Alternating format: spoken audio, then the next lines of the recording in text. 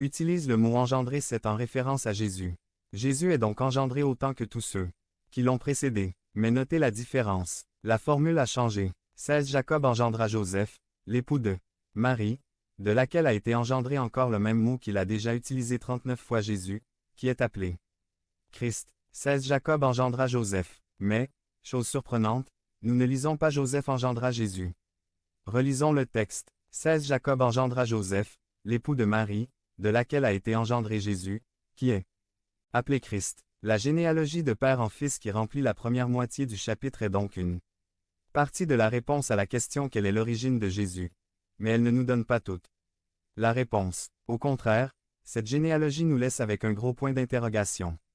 Dans notre texte d'aujourd'hui, l'auteur répond à une question qu'il anticipe de la part du lecteur. Le Saint-Esprit a même suscité ce point d'interrogation dans nos esprits par la formule inattendue du verset 16.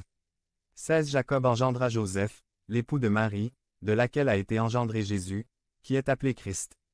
Pourquoi Joseph ne joue-t-il pas le même rôle que tous ses ancêtres dans sa lignée, celui d'engendrer un fils? C'est quand même inouï que dans un arbre généalogique, on arrive à l'avant-dernière génération, puis on nous dit que l'avant-dernier dans la lignée n'a pas fait engendrer de fils.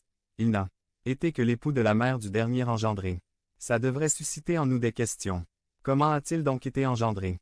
C'est pour répondre à cette question qu'en MT 1.18 l'auteur reprend le mot avec lequel il a commencé son livre et dit voici de quelle manière arriva l'origine de Jésus-Christ.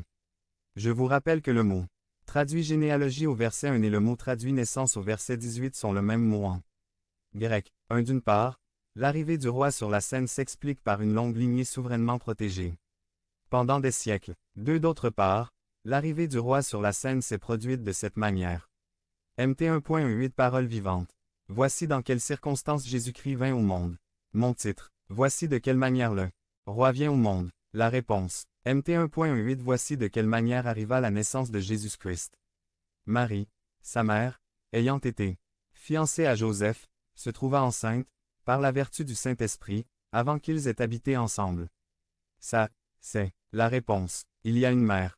Elle a un fiancé, mais le fait que sa grossesse démarre avant qu'ils aient habité ensemble démontre clairement qu'il n'a pas engendré l'enfant.